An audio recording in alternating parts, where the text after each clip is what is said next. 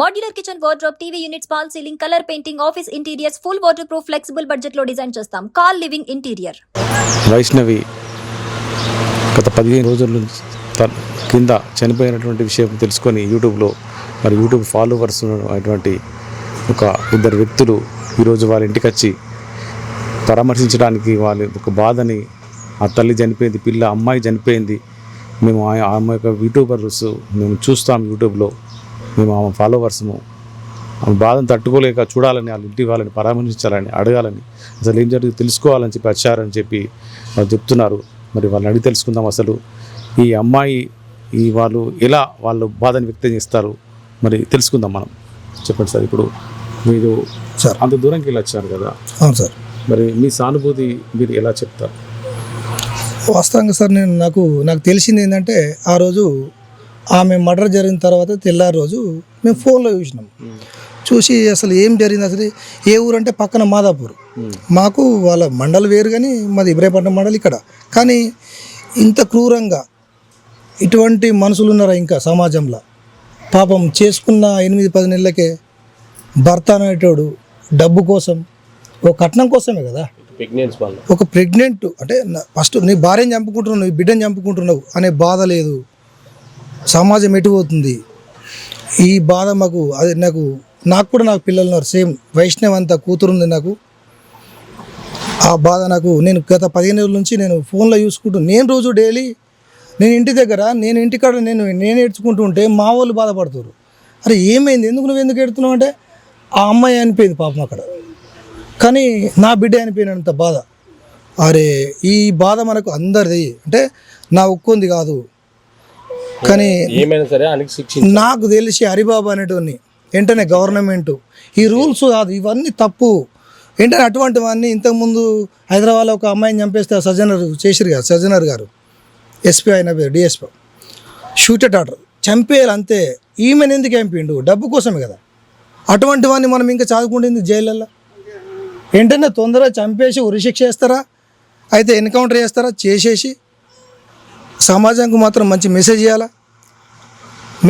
నాకు ఒక బిడ్డ తిరిగామే, నాకు అంటే మామూలు బాధ కాదు సార్. 15 రోజుల నుంచి నేను నాకేమో నా చెల్లె అనిపోయిందా లేకపోతే నా బిడ్డ అనిపోయిందా అనే బాధతోటి వచ్చిన ఇవాళ ఇల్లు వెతుక్కుంటూ వచ్చిన.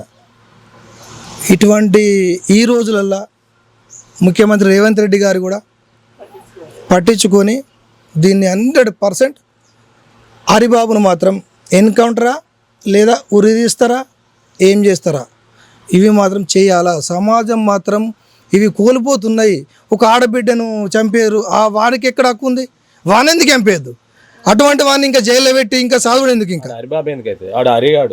అదే అరే వాడైన పేరేందో కానీ. సార్ చెప్పండి, ఇప్పుడు మీది ఏ గ్రామము? మాది తిమ్మాపూర్ సార్. మాది తిమ్మాపూర్, మాది ఇబ్రాహీంపట్నం మండలం. నా పేరు కాట్పల్లి రాజరెడ్డి. ఏం చేస్తారు సార్? రైతు కుటుంబం. కానీ నాకు ఒక ఆవేదన, ఇటువంటి ఆవేదన నుంచి వచ్చిన కాబట్టి, అంటే నేను ఎన్నో చూసినాం.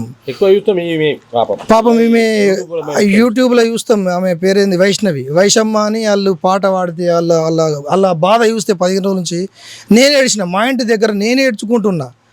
అరే ఈ అమ్మాయి అనిపోయింది, ఈ అమ్మాయిని చంపే అధికారం వానికి ఎవడిచ్చిండు? వానికి కూడా చంపేయాలి కదా. దీనికి ఇంకా ఈ చట్టాలు మాత్రం అయితే నా దగ్గర మన రాష్ట్రంలో తెలంగాణ కానీ ఉమ్మడి ఆంధ్రప్రదేశ్లో కానీ ఇటువంటి చట్టాలు కూడా వద్దు, తప్పే. మనిషిని చంపేసినప్పుడు వాని కూడా చంపేయాలి అంతే. గల్ఫ్లో ఎట్లయితుందో యుఏఈ, మన సౌదీ అరేబియా కానీ ఇంకెక్కడ దేశాలల్లో ఈ రకంగా అట్లుండదు, చంపేస్తారు. అటువంటి సమాజం రావాలా?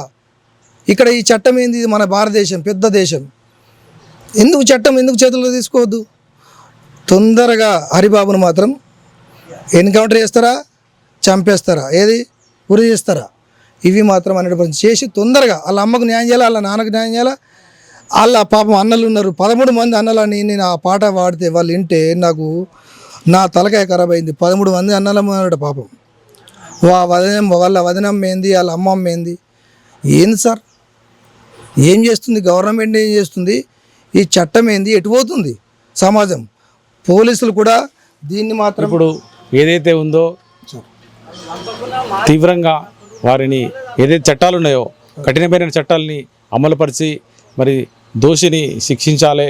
ఎటువంటి పరిస్థితుల్లో పడ్డా ఆయనని క్షమించకూడదు అని చెప్పి ఇక్కడ ఆ అమ్మాయి యొక్క యూట్యూబర్ ఫాలోవర్స్ వచ్చి మరి ఈరోజు దూర ప్రాంతాలకు వెళ్ళి వచ్చి మరి పరామర్శిస్తున్నారు.